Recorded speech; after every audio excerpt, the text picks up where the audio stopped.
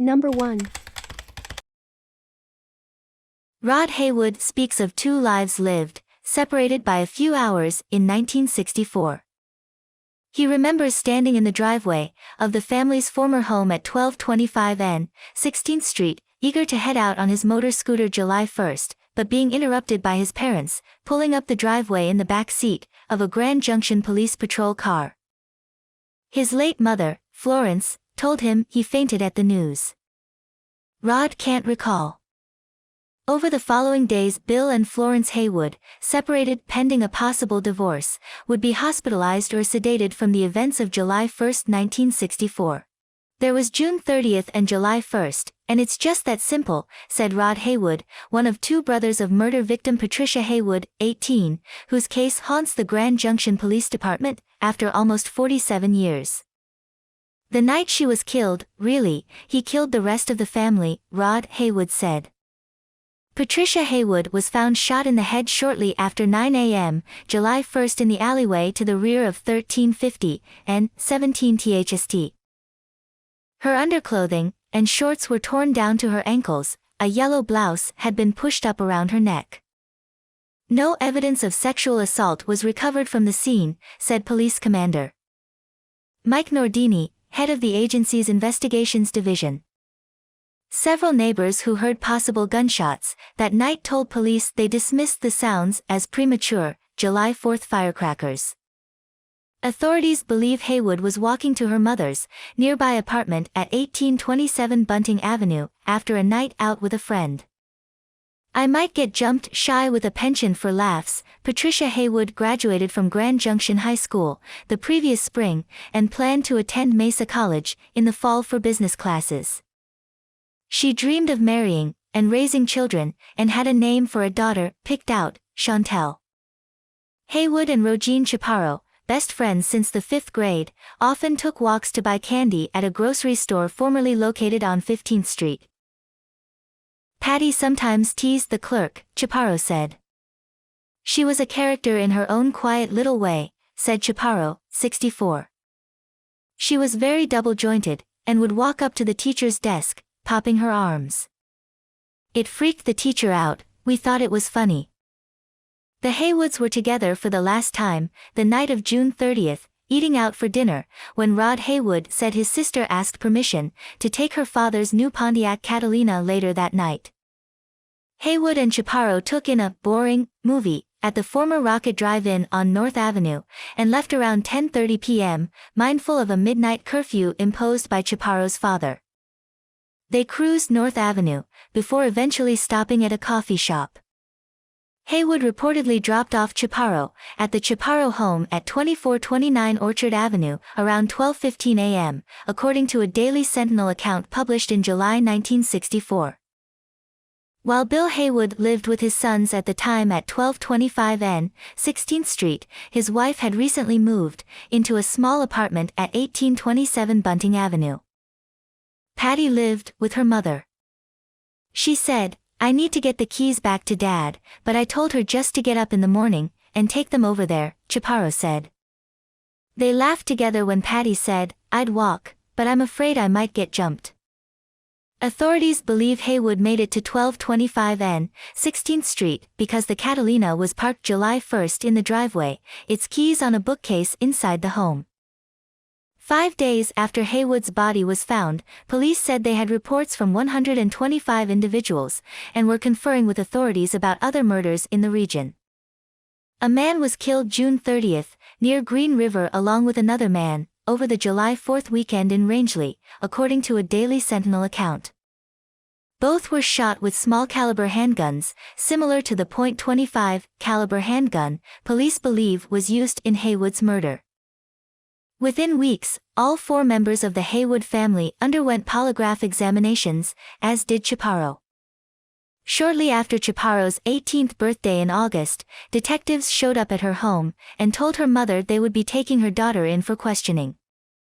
They put me in this room, and this detective says, you're not leaving until you tell us who did this, Haywood's murder. We're certain you know who did this. When Chaparro's father caught wind of the questioning, he drove to the police department. I don't know what he said to them, but they let me go, Chaparro said. You trust the police department, she said. Because they were so focused on us kids, I think they dropped the ball, and didn't do a big enough investigation. 6 years after Haywood's murder, with the Haywood family long gone from Grand Junction, a woman who lived at the former Haywood home at 1225 N. 16th Street, recovered several pieces of nylon stocking wrapped in black electrical tape, which were stuffed in 2 liquor bottles. The bottles protruded from the ground, near the home's crawl space. We have not been able to tie that to anything, Nordini said. Only hope. Police in March 1965 announced what remains the largest break in the case. Roughly 30 hours after Haywood's murder, Irving Merle Shields, 40, was found slumped over in his parked car, shot 3 times in the head, in Placerville, California. Comparing bullets from the 2 crime scenes, the California State Crime Laboratory concluded the slugs were fired from the same gun. El Dorado County Sheriff's Department spokesman Lt. Brian Galmet said, Shields' murder remains unsolved, and he acknowledged the agency was in contact with Grand Junction Police as recently as the past few months. We sent copies of our reports to them, at their request, Galmet said, adding he is unaware of the specific nature of the reports. Ballistics are still Grand Junction's best, and possibly only hope to solve Haywood's murder, Nordini said. While testable biological evidence breathed new life into the 1975 murders of Linda Benson, 24 years old, Kelly Ketchum, 5 years old, and Deborah Tomlinson, 19 years old, when detectives reopened those cases in 2007, the hope isn't shared in Haywood's case. Nordini said a recent, cursory, examination of evidence in the Haywood investigation showed no discrepancies between written reports in the case and the physical evidence on hand and in storage after almost 47 years. With a lack of biological evidence, it's much more difficult for us to reach back in time and solve something like this, Nordini said. But there's always the possibility that someone who didn't talk to us in the past is holding a secret that could solve it. Rod Haywood, 61, holds little hope his sister's killer ever will be known. I never had a great deal of faith the Grand Junction Police Department was on top of it, said Haywood, now a New Hampshire resident. Still fresh in his mind, is sitting strapped to a polygraph machine at age 15, under questioning in his sister's murder, and shifting in the seat because the machine's upper arm band cut off blood flow. This detective asked me, "Why are you squirming around?" Rod Haywood said. The thought of it now elicits the response, "Are you kidding me?" And he acknowledges, "Yeah, I'm a little bitter." The family split, his mother bound for California, while Bill Haywood and sons were on the road to Austin, Texas. It's just beyond comprehension to have everything going for you at one point, then you're in Texas in August, with no air conditioning, he said. I hated everything. My parents wouldn't talk. Chaparro, meanwhile, stayed in touch with Florence, who took a job at a college while living in Santa Cruz. In September 1964, she mailed a scrap of dress fabric to Chaparro, writing on one side, "Sick, sad and lonely." In Austin, Rod Haywood said his father took to sitting in the dark in the family's new home, chain-smoking. Number 2. This case goes back to 1957 and remains one of Colorado's oldest and slightly scandalous open homicide cases. As they say, appearances are everything. On the outside, the Corsi family appeared just like most normal families. Nora Lois Corsi, a gorgeous young housewife, was married to Harold Corsi, and the couple had 4 children and lived in Westminster, Colorado. Nora was, by all accounts, a doting mother, and was well known in the community, but she also happened to have a wandering eye and a very strong libido, developing several extramarital affairs with men in town. It is said her husband was aware of her extracurricular activities and often blamed himself for her actions. They had even moved the family a few times because of the issues in their marriage, looking for a fresh start. Nora's last day on Earth was June 19, 1957, when she took her oldest daughter to a birthday party at a friend's house. Shortly after arriving at the party, Nora left to pick up birthday napkins that someone else had forgotten to purchase for the party. Nora left her daughter at the party and headed out, wearing a pink blouse, a gray, pink, and white skirt, and white high heels. She carried a white purse and was last seen getting into her 1950 gray Hudson. She was expected to return quickly with the napkins. Nora did not return quickly, though, or at all. By the evening of June 19, Nora's family and husband began to try and find her. It took a week before any break was made in the case of missing Nora Corsi. On June 27, 1957, Nora's car was located about 8 miles from where she'd last been seen near East Colfax and Elm Street. There was no sign of Nora in the vehicle. Shortly after, on July 9, 1957, Nora's body was located under a pile of rocks in Deer Creek Canyon, about 35 miles from where her car was found. A rancher, who'd been out walking his property, was the one to stumble upon Nora's body. She'd been badly beaten and burned. Her wedding ring and Bulova watch were missing. The evidence showed Nora had been sexually active, likely consensually, prior to her death. Her skull had been crushed by a rock. According to investigators, it was likely that she knew her attacker. Her husband was initially the main suspect in the case, but was ruled out after taking lie detector tests, and was later cleared completely. Investigators also looked at several men that Nora was known to have relationships with.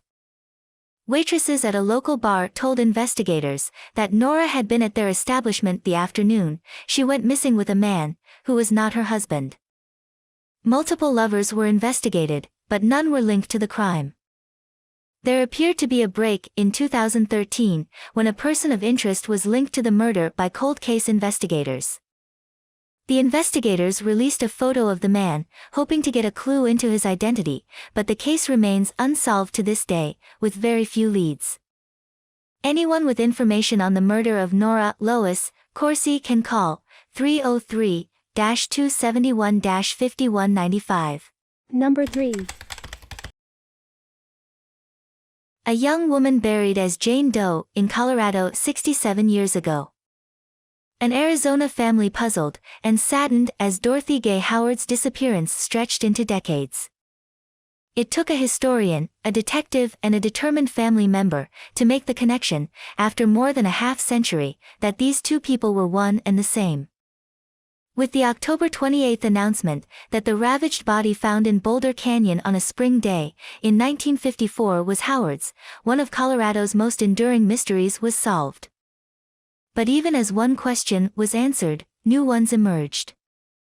In the past couple of weeks, family members have said they have no idea why the girl they called Dot came to Colorado, or how her path might have crossed that of the Denver man authorities believe killed her. That man, Harvey Glattman, later executed in California, was one of the nation's first recognized serial killers. "I don't think anybody has a good idea why," said Michelle Fowler, Dorothy Howard's great-niece, whose internet trolling put the pieces together. "Dot was strong-willed and a little bossy," said her youngest sister, Marlene Ashman. "I used to get real upset with her. Then after she left, many times I wished she'd come back and boss me around again." Dorothy was the oldest of Roy and Eunice Howard's 3 girls. When she was about 15, the family moved from tiny Casa Grande, Arizona, to Phoenix, where Roy Howard worked on a ranch. At 16 years old, Dorothy married David Powell, also from Casa Grande. He was 19 years old, and in the Air Force. He was good-looking and just as nice as could be. "I used to go dove hunting with him in the grapefruit orchards," Ashman said. Still, their parents weren't crazy about the marriage. The only reason they let her marry Buddy, and they got married in the church, was they knew if they didn't let her, she'd do it anyway. She'd move heaven and earth to get her way. The marriage lasted 6 months.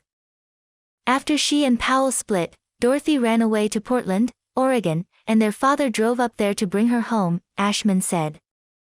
A few months later, Dorothy married a much older man, Kenneth Kirkman, whom she probably met working at a movie theater, Ashman said. She said the family didn't know about that second marriage until after Dorothy had vanished, and they read a legal notice in the newspaper saying Kirkman had divorced her.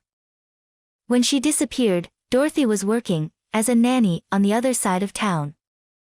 One Sunday, she came to visit and made arrangements to take me to the movies the next weekend, after church, Ashman said. I waited and waited, so finally my mother let me go to the neighbors to call her. I called where she was babysitting, and they said she didn't work there anymore. They never saw her again. I suspect she came to Denver to visit an aunt, but we don't have any indication she ever arrived, said Steve Ainsworth, the Boulder County Sheriff's detective investigating the cold case. He'd like to ask the aunt, but she died 3 years ago at 103. By the time 2 University of Colorado students, hiking near Boulder Falls, found Howard's body, she had lain against the rocks probably for a week. Her face was no longer recognizable. She had been stripped, utterly, not even a watch or ring remained. The only trace of her investigators ever found was 3 hairpins. Whoever she was, she had perfect teeth. While that may be an asset in life, it was a problem in death. There would be no dental records to aid in identification. The mystery and all its lurid details were splashed across newspapers' front pages in Boulder and Denver. Police speculated that the girl had been pretty and extremely feminine. There was so little to go on, said Doris Doc Teagarden, a Boulder County undersheriff at the time. Boulder residents chipped in to give Jane Doe a good Christian funeral, and dozens stood watch as she was buried in Columbia Cemetery. Teagarden is 90 now, and retired, but still lives in Boulder, and keeps up with the case. He said he wasn't surprised to learn Jane Doe had been identified. Not with DNA around, he said. That's a wonderful tool, but all of the work and the dedication on the part of officers working on it was to no avail, and a test tube comes up with the answer 50 years later. A test tube, Teagarden said, and a young woman, diligently trolling the internet. Michelle Fowler, the diligent young woman in question, can't really explain what drove her to search for her great-aunt. Fowler is 24. She was born 31 years after Dot went missing. Whatever the motive, Fowler's interest started early. I started by just searching white pages, she said. I called a lot of Dorothy Howards, and they would tell me, no, they weren't my aunt. Then in September, researching a college paper, I came across an article about the Boulder Jane Doe, Fowler said. Intrigued, she contacted Ainsworth, historian Sylvia Pettem and Ashman. Pettem had become fascinated with Jane Doe in 1996, after spotting her headstone at Columbia Cemetery. She ultimately raised the money to exhume Jane Doe's body and extract DNA, and wrote a book about the case, Someone's Daughter, in Search of Justice for Jane Doe. When the idea of a DNA test came up, Ashman said she was skeptical. In all the years that had passed, she and her other sister, Barbara, always figured Dorothy was alive. I felt she just didn't want anything to do with us. And I thought, I don't know if I'd want to see her again, because of what she did to my parents. Her parents never got over Dorothy's disappearance, she said. My dad died thinking she was going to come and see him again. When she learned her DNA matched Jane Doe's, Ashman said, I was stunned. Long before they knew who Jane Doe was, authorities in Boulder County thought they knew who killed her.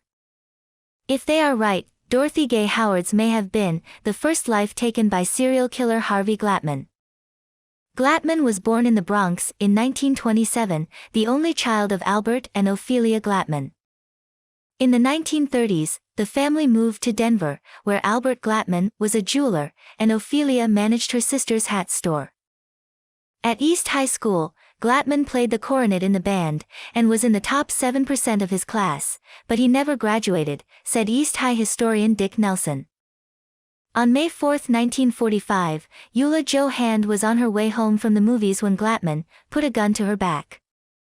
He took her to an alley, tied her to a telephone pole, molested her, and stole $2. Han told police she recognized her attacker as a fellow East High student. Police soon figured out it was Glatman. So, while the rest of the nation was celebrating victory in Europe, Glatman's mother was bailing her son out of jail. Less than 2 months later, Glatman took a bus to Boulder. There, he pulled a gun on a young mother as she headed home from a movie. Glatman tied her up, gagged her, then watched her struggle to free herself, according to Petham's account of police records.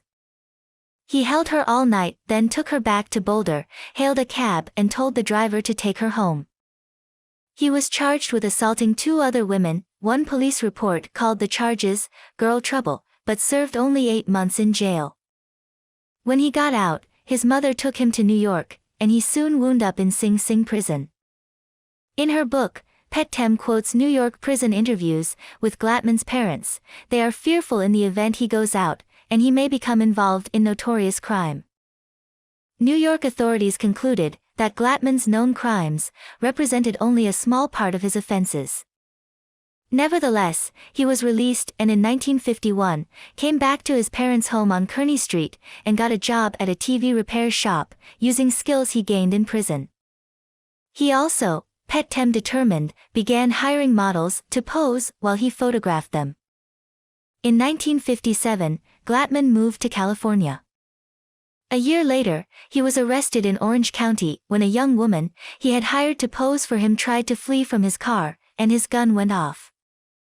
After his arrest, police found a toolbox full of photos depicting women tied up and gagged. Some were clothed, some not. Most, Glatman took himself. Glatman admitted strangling 3 women in those photographs, all from California, and he led police to their bodies. In interviews with Los Angeles police, Glatman described in detail his process of hiring, tying up and photographing women, then killing them. As he pores over transcripts of those interviews, what stands out to Boulder detective Ainsworth is how well Glatman recalled each of his victims, their names and hometowns. All except one. Asked who she was, Glatman told police, "I didn't mark her name down and never saw her again." Ainsworth would like to know whether that photo was of Dorothy Howard, but those pictures have been lost, he said. Police also asked Glatman whether all the Denver area women in the photos were still alive. He said, "Yes, unless they've been run over," Ainsworth said. He thinks that is exactly how Dorothy Howard died. The theory is she was hit by a car while running away from him, Ainsworth said. He's tracked down a 1951 Dodge Coronet like the one Glatman bought in Denver, and was driving when arrested in California, and calculated where that car would have hit Howard's body. The locations match Howard's injuries. That's a lot of trouble to build a case against a guy who has been dead 50 years. Glatman was executed at San Quentin State Prison in California in 1959. "It's the challenge, it's the finding out what happened," Ainsworth said. When Glatman's mother died in 1968, she left $10,000 and stocks to perpetuate the memory of my son Harvey, according to Pethem. The result was the Harvey Glatman Memorial Scholarship for University of Denver accounting students. When Pethem alerted the school, they changed the name. In the years Pethem searched for Jane Doe's identity, she found scores of women and girls who had vanished around the time the body was found in Boulder Canyon. As far as Pethem knows, those other mysteries remain unsolved, and those other families are still searching. For Dorothy Howard's family, the searching is over. But rather than bringing comfort, learning Dorothy's fate has brought its own new anguish. "I'm sorry in a way that my parents never found out what happened to her," Ashman said, "but I'm also relieved they didn't find out how she died. She has a message for the people of Boulder, who buried her sister and watched over her. Please thank them for taking care of her. They must be very nice people." Ashman still has a letter that her sister wrote to her parents soon before she disappeared. "She just said, 'Here's some money to help out,'" Ashman said. She signed it, "Love always." Number 4. Tucked away on the second floor, of the Colorado Springs Police Operations Center on South Nevada Avenue is a place dedicated to crimes that most people have forgotten. 4 8-foot-tall shelves are filled with black phone book-sized binders, each representing an unsolved homicide. A robotic DNA processing machine at the Colorado Springs Police Department will soon be humming as it helps solve murder mysteries up to 60 years old. Patrolman Richard Birchfield reported for duty on November 26, 1953, and left the station in Colorado Springs at 7:40 that evening. He had told his wife a few days before that he thought he knew who was involved in a series of stick-ups around town. At 7:55 that night, the officer called to ask if any detectives were in, police reports said. When told they were, he stated he would be in shortly. This was taken to mean he had someone in custody or had some pertinent information for the detectives. Shortly after 8 p.m., Robert McVeigh of 540 East Boulder spotted the police car on the west side of El Paso Street, near Bijou, and 5 blocks from the police station. He saw a man on the outside of the car, stooping down and looking in. He became suspicious when he and his wife saw the man run up the street and enter a car, so McVeigh drove 2 blocks north, made a U-turn and went back. The man was still sitting in the car, so McVeigh drove home, then decided to make another trip, and drove to the police car, and again saw the man looking into the car. McVeigh stopped and asked, "Do you need any help?" To which the man replied, "Hell no." Returning home, McVeigh tried to call police, but the lines were busy, so he drove to the station and reported the incident. Detective Irian and Officer Garrett went to the scene with him and found Birchfield slumped behind the steering wheel dead, according to an account by Carl F. Matthews on unsolved crimes in the Pikes Peak region. Matthews was the former superintendent of the Bureau of Identification in Colorado Springs Police Department. Birchfield had been shot 8 times, behind the right ear, over the right eye, once in the right cheek, twice in the right shoulder, and 3 times in the right arm. 9 shells, along with the bullets identified by the FBI lab as coming from a Colt Woodsman automatic .22 caliber pistol, were found in the car. The suspect was thought to have been the hold-up artist, who had committed 7 stick-ups in the month previous, and had been described by most witnesses as young, apparently 17 to 25 years of age, about 6 feet tall, and of slender build. His latest hold-up had been that of Alton Peterson, who had been stopped in the 1400 block of North Cascade at about 7:15 p.m., which led officers to believe the killer was the hold-up man, wrote Matthews.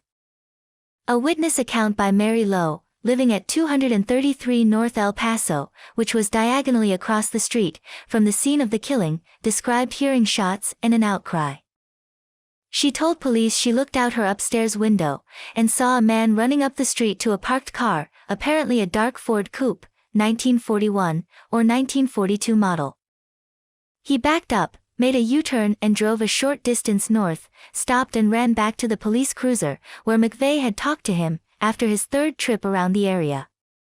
Police asked all parties who had Colt Woodman pistols to bring them to the station for checking and number IDs, but without results so far as any connection with the shells found in the car, Matthews said. Birchfield was 34 at the time of his murder, and a father of 3 children. Rewards totaling nearly $1,700 were offered, and private contributions and returns from movie houses made up a purse amounting to $3,650, which was given to the widow. It was theorized that the man was in the police car when Birchfield started to question him, drew the pistol and shot the officer as outlined. No real clues have ever been found, wrote Matthews. Officer Richard Birchfield's murder, 5 blocks from the police station in his own patrol car, has never been solved. Number 5. In 1933, on a typical August day in Rocky Mountain National Park, 22-year-old Joseph Halpern put on a light blue shirt, light brown trousers, and heavy shoes. He left his parents at their campsite, packed a few items in his knapsack, and set off on a day hike with a college friend. By mid-afternoon, the friend decided to return to the campsite, saying that Joseph had headed off alone to climb to Taylor Peak. Joseph never returned. The astronomy graduate student appeared to have disappeared into thin air. His nephew, Roland Halpern, has taken up the search started by Joseph's father and brother, but in the past 76 years, no trace of the missing hiker has ever been found. "For days of helpless agony and no end to it," wrote Joseph's father Solomon to the hiker's brother Bernard, who had remained at the family's home in Chicago. Not knowing if Joseph was lost, injured, or had plunged to his death off a cliff, park rangers and at least 150 volunteer searchers combed the mountainous terrain for days on end. Park authorities checked registers on Taylor and nearby peaks, but none had Joseph's signature. Officials debated bringing in bloodhounds but couldn't locate any nearby. 4 months after Joseph's disappearance, his father wrote to the park's superintendent that he had reported his son missing to the police, in the event that Joseph wandered away due to some injury having affected his reason or memory, or for some other reason. The possible other reason was hinted at in excerpts of Joseph's letters that the family reread after he vanished. The young man said he might become a hobo, and added, "Happy is the life of an astronomer," noting that mortal cares, worries, being, and loves vanish into insignificance before this formidability of nature. Bernard forwarded, to the FBI, 3 of his brother's fingerprints obtained from a postal account. The FBI agreed to keep them in a missing persons file, but the agency couldn't initiate an investigation, since Joseph's disappearance had not been in violation of any federal laws. In 1950, after continued correspondence, it even included the private secretary of U.S. President Franklin D. Roosevelt, Joseph's parents went to probate court and filed notice of legal presumption of death. When the parents died, Joseph's brother was left in charge of the lingering mystery. After the brother's death, in 1998, his son Roland picked up the threads of the family search. Currently, he is contacting local law enforcement agencies asking about unidentified remains that might be identifiable with a DNA comparison. Roland also plans to visit the area, with his 11-year-old son, bringing the hope for closure into the 4th generation. One of the park rangers, who participated in the initial search, was the late Jack C. Moomaw, author of Recollections of a Rocky Mountain Ranger. Of Joseph, he stated, "Some people, including the parents, are of the opinion that the missing boy may have lost his mind and wandered away, but I believe that, somewhere up there on the barrens, the wind is moaning through his bones." Authorities are no longer actively investigating Halpern's case due to the passage of time, but they have taken DNA from his relatives to identify his body if it is ever located.